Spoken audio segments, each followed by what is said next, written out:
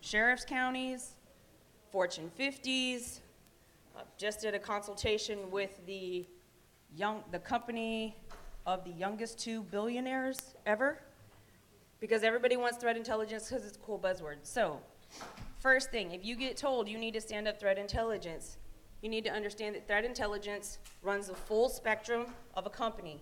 It is a true enterprise program, and it should not live in your InfoSec department, and I'll explain why. How many of you are paramilitary?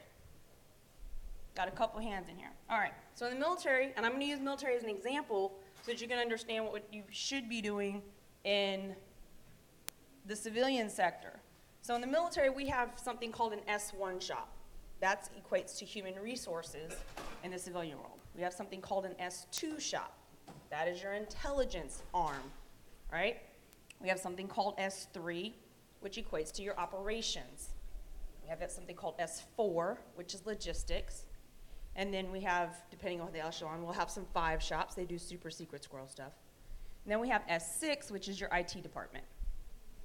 So no matter what the organizational structure is, you have a head of that organization. In the civilian world, it's a CEO, okay? That CEO needs to make business decisions. If you want to have a threat intelligence program that is successful, you must be value added to the CEO. What the CEO needs from you is to make a well-informed decision. So somebody give me an example of what a threat to a business is. Raise a hand. Okay, Malicious insider. Loss of intellectual property. Loss of PCI. Loss of life. We're getting bigger. Think bigger now. Get out of your ones and zeros. What's a threat to a business? Competition. Natural hazards. Reputation. How many of these are unique to just your information security team? None. This is the first indicator why threat intelligence is not an information security function. Okay? Now, what if your building were to explode? And I use this as an extreme example here, because the same people that stayed in the corporate building that you were in, you had an abortion clinic on the first floor and you were in the Bible Belt. Would that be a threat to your company? 100%.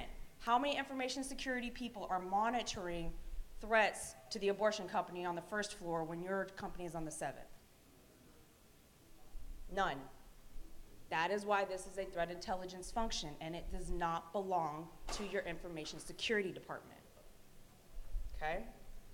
How many people could ever assume that a fire drill or a bomb scare to clear a building would be used to access your network remotely? How many of your information security departments have thought about that potential kind of a threat and actually have a plan in place of what to do if they have to clear the building immediately? Not very many, because what's your information security team worried about? Technical assets, the network and the hosts and nodes that reside on them. Usually, to some degree, the data that resides on them, right? But what are they looking for? They're looking for the 50-meter target. They're looking for the whack-a-mole threat. They're looking for the IOC, the malware. Well, what's the C in IOC stand for? So what happened already? Somebody already got popped, right? And that's the only way you're learning your lesson. If you want to have true threat intelligence, you have to think about what could be the threat before it comes, so you can go out and find indicators of attack, not an indicator of compromise.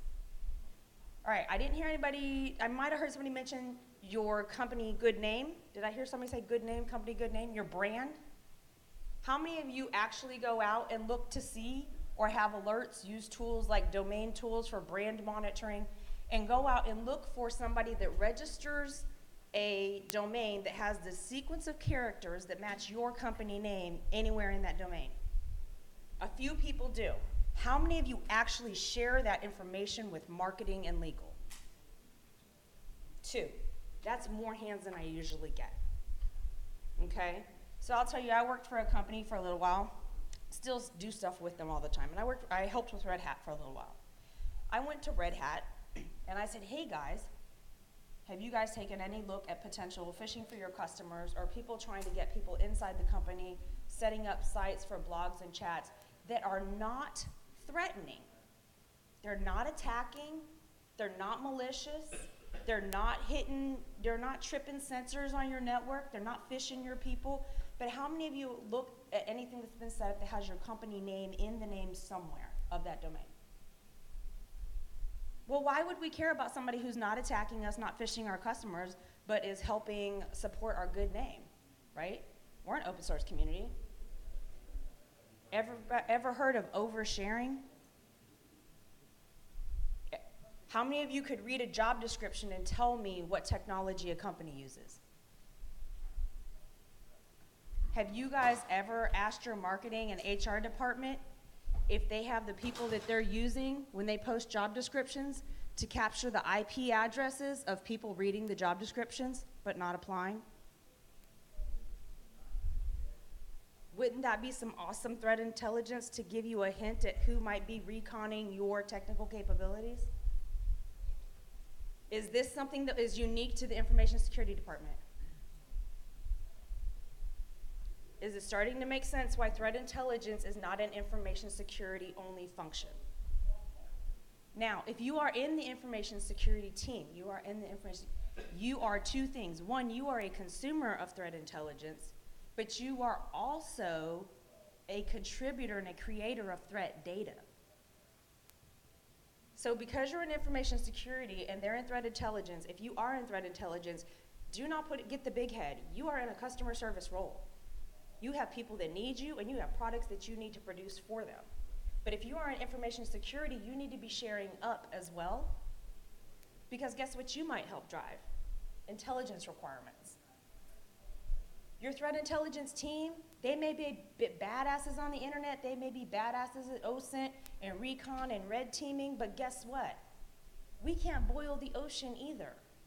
If we don't know where possible problems lie, and we don't know of some of the daily battles that you're fighting, right, and the fires that you're fighting, we don't know where to go look for information or what to be searching for, right?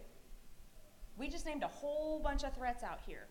I was a one-man show for a threat intelligence team for a multi-billion-dollar company. Do you think I have enough time? I have a husband, I'd like to sleep, I'd like to eat, okay? I can't chase all the boogeymen on the internet. So for a threat intelligence team, that's number one, what you need. If somebody wants to hire you for threat intelligence, you say, what are your intelligence requirements? Oh, well, we want to know about anybody who's going to harm us. My 5-year-old's a threat to you. Let them loose in your data center for 5 minutes. I promise that 5-year-old is a persistent threat, right? Okay, so they need to at least know what their intelligence requirements are. So if you get asked to stand up a threat intelligence team, you need to know, what are my intelligence requirements? What question am I trying to answer? Okay, well, next year we would like to buy property, or we want to set up an office in Berlin. We want to open up a new global office overseas. Okay, let's go do a site assessment. Let's see who's in the building. Let's see who's within certain ranges of these things. Okay, let's find out what type of security the facility owners have. Let's talk about badge readers, right? Let's talk about Wi-Fi. Let's talk about building padding. Let's talk about low frequency, high frequency badge readers. Let's talk about door access. Let's talk about cameras. Let's talk about physical footprint. Who did I just mention? What team is that? Risk. And physical security. How often do physical security and InfoSec teams share? Right. So, is threat intelligence InfoSec only or FISEC only? So now for all of you who've been in a corporate America, everybody heard of a role called Chief Security Officer? Or CISO? Who might need to be in charge of your threat intelligence team? Maybe we need to be higher up at that level, enterprise level, as to who we're reporting to, because who does he attend meetings with? CSO, marketing, HR, FISEC, right? So The things I can share with you about threat intelligence is even though we're all digital people, right? We've got to get our heads out of ones and zeros and stop looking at the 50-meter target. Threat intelligence is a strategic investment. If somebody tells you, I want to stand up a threat intelligence team, and we need to blog and we need to share information to our customers and be value added, you are in the wrong role. That is not threat intelligence. How many of you in here have children? How many of you guys have ever had your kids ever gotten sick? Okay, and God forbid, don't raise your hand, maybe a child needed surgery. Okay?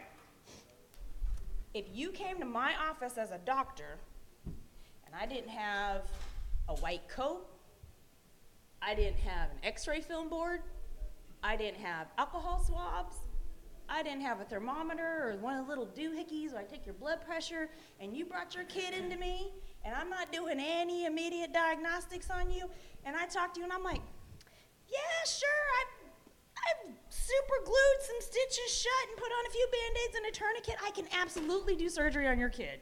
Would you let me do surgery on your child? Right? So if I am your customer and I'm coming to you and you want to convince me that you can do threat intelligence for me, and then I ask you to show me how you do it, would you expect your customer to buy threat intelligence services from you if you can't even do it in-house yet? So there's your first pushback. When somebody tells you they want you to do threat intelligence and give something to your customer, boss, we don't even do it in here. How are we going to do it for somebody else? Right? I don't need my ass flapping in the wind. Let's not make us a liability. Let's not, we need to think this out. We need to plan it. Now, and I'm not here for self-promotion. I'm really just trying to jump in and fill the gap. I have a blog called osint.fail, okay? I talk a lot about threat intelligence on there. And I have one that's the 3 myths of threat intelligence that I just put out. Feel free to use it and butcher it, okay? But if you guys are hearing this buzzword and you're in information security, I promise you, sooner or later, you are going to be asked to start doing threat intelligence, and you need to be the guy in the room that says, I'm not sure this is our role, or it needs to be buried down at our level. Because what's going to happen is you're going to get stuck looking at the immediate threats, the 50-meter targets, in ones and zeros. Anything that would appear on a Network Plus or a CCNA exam, that's all you're going to care about, and you have 1/10 of the pie. Okay? You had a hand for a question. Yes. Well, I'm at a career inflection point. Okay. Where I'm either going to go back to my day job as a security person, or try to get a seat at the table with in that threat intelligence role, where I know basically how the IT threats work. I don't know the marketing threats. I don't know the business threats, the strategic threats that are going on. I know these discussions are happening between the CEOs and the CFOs and the product leads and things like that. I need to get a seat at that table. So I would tell you the best way to use business speak that they understand about threat intelligence is what this gentleman said here, risk. Risk. That's the word they understand. They have a group that does risk. I think I can contribute to that. Okay? But I need to demonstrate that InfoSec risk needs to be in their calculation when they go in and acquire the next company. Okay. Or build the next building. So, and God, Release the next product. forgive me for using this, but how many of you have CISSPs? Okay, how many of you guys remember the formula, risk equals threat times vulnerability, okay? Then you start calculating in likelihoods and probabilities, and those 2 words mean different things to statisticians. But, so if you want to get in there and they're doing risk calculations or whatever, start talking with them and say, hey, what is your risk model? What is your risk formula, okay? If they understand vulnerability management, okay, I think I have a blog out there that might help you where I say, this is how you can score a threat. Use this score with a CVE score to get the holistic risk/threat score of this vulnerability. Because you can take a low, and if you're InfoSec people, you know you have these 5 types of actors attacking you regularly, or you face these 5 types of threats, you can go in and evaluate that threat actor so that you use the same consistent, repeatable process every single time, and you give them a score of what type of threat they pose to you. And oh, by the way, you're never truly zero threat. There's no such thing, okay? But you take that and then you say, okay, well, we have these vulnerabilities over here, right? This is technical risk. So we are exposed because we are putting intellectual property at risk. We are putting assets at risk. We may be putting physical people at risk, right? So you talk to the legal department. The legal department hated me and loved me at the same time, right? When I did my job, I made work for other people, okay? The patching team, the product security team, they could not ignore when I had documented that there was an exploit out there for a technical risk. The physical security team could not ignore once I put it in writing that there was a ticket for a threat against a badge reader. The finance team couldn't ignore me when I had said, hey, here's this problem over here, okay? So you have to find the other areas where they're talking about risk so that you can start to talk about threats exploiting them, whether it's a person, somebody else in a building that you own, a neighbor in the building. So that's how you want to get, if you want to pivot, look at concepts, governance, risk, and compliance, right? Look at how red teams are going to do a penetration test, and you do it in reverse. If they have to do a physical pen test on a building, how do they get in? There's where you're looking at threats for threat actors, because the red team is supposed to be the bad guy. Viz is an amazing example of that, if you know him. Jason Street, amazing example. They're gonna get in, right? So look at how they're doing things and the reports they're putting out. Take that model and go back and say, how would somebody do this to us? Does that help? Yeah. Any other question? Yes, sir. So when you talk about it not being a security thing itself, I think insider threats probably a good example of that. Okay. Because people, like, you don't need to be fished, right? Like, people who are in bad circumstances. So I will tell you what happens with insider threat. People pay attention to that in cycles about every 5 years, okay? Like, seriously, it's ebbs and flows. Go back and just look at news posts. Insider threat is something that's always a threat. You think you've got it down, right? So if you want to talk about threats of that, you need to start talking to your HR team, right? Say about, okay, how are we doing job descriptions? How are we vetting people in key roles, right? It's illegal, supposedly, in some countries to do background checks on people where you actually go do stuff like that. But guess what the threat intelligence team can do? The threat intelligence team can assess risk that critical hires pose to the corporation. So I'm thinking of monitoring. So, for instance, an employee who maybe is on a performance improvement plan might be more of a risk for insider threat. So unless you have an intelligence requirement that says they are concerned about this person, you are at a strategic enterprise level. The threat intelligence team, unless asked by the HR team, right? And this is where you start sharing, right? When if say they have, I don't know, maybe they're on a development team, a DevOps team, right? They need to be having that conversation up to HR. HR comes over to the CISO and says, hey, we have a potential insider threat, or we have some concern about this person, right? But again, this goes back to, should you be working on it? Maybe. It depends. Okay, are you a startup company that has 200 people, or are you a multi-billion-dollar company that has 200,000 people? Right? If you're a startup company with 200 people and they're smart enough, they want to have a threat intelligence team in a startup, amazing, yay, kudos, I don't think it's happening.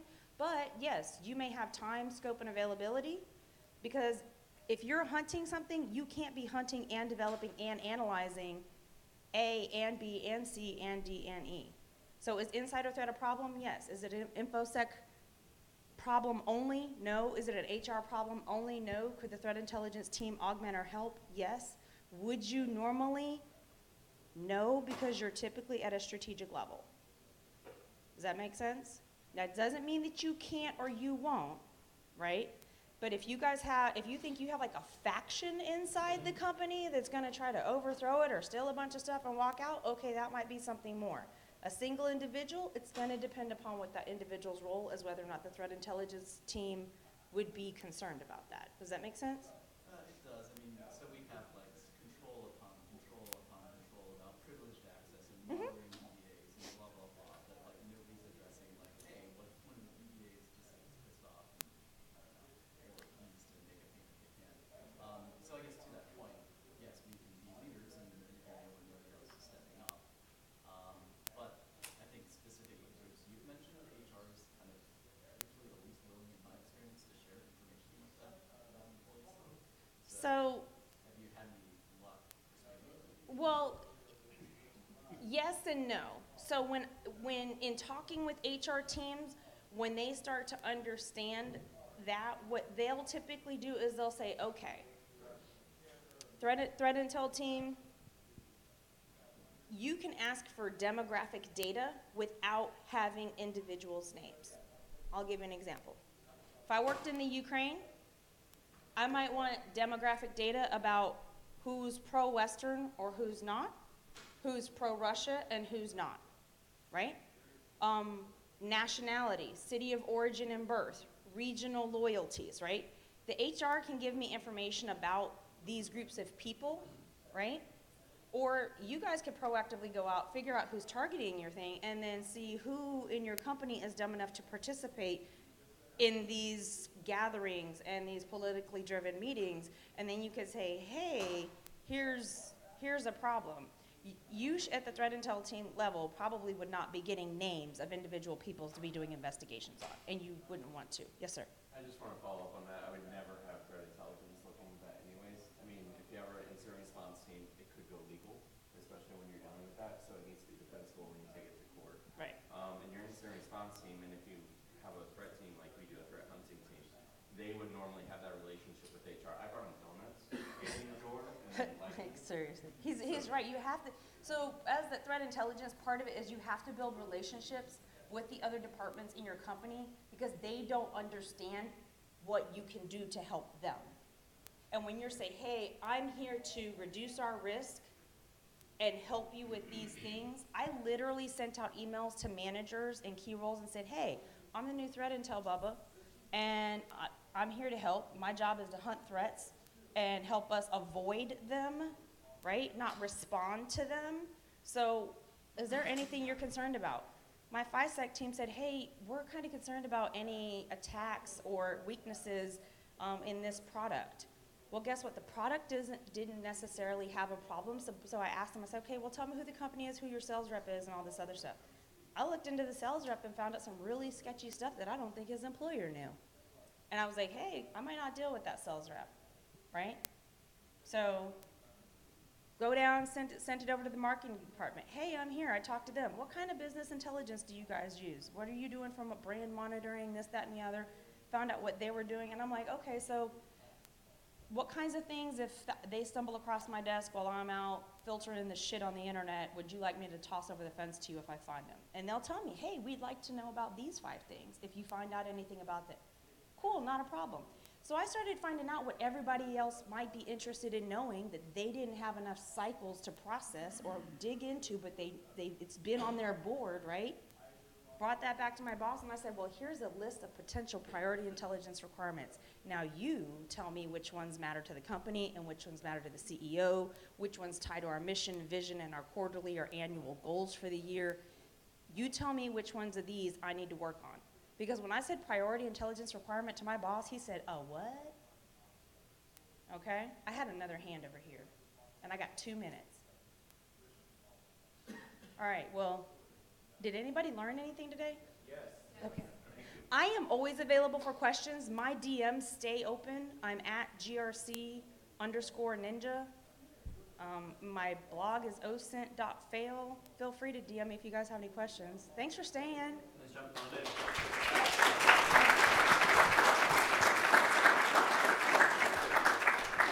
And sincere thank you to Taz for stepping up last minute, doing this dry without slides. Seriously, another round of applause for her, please.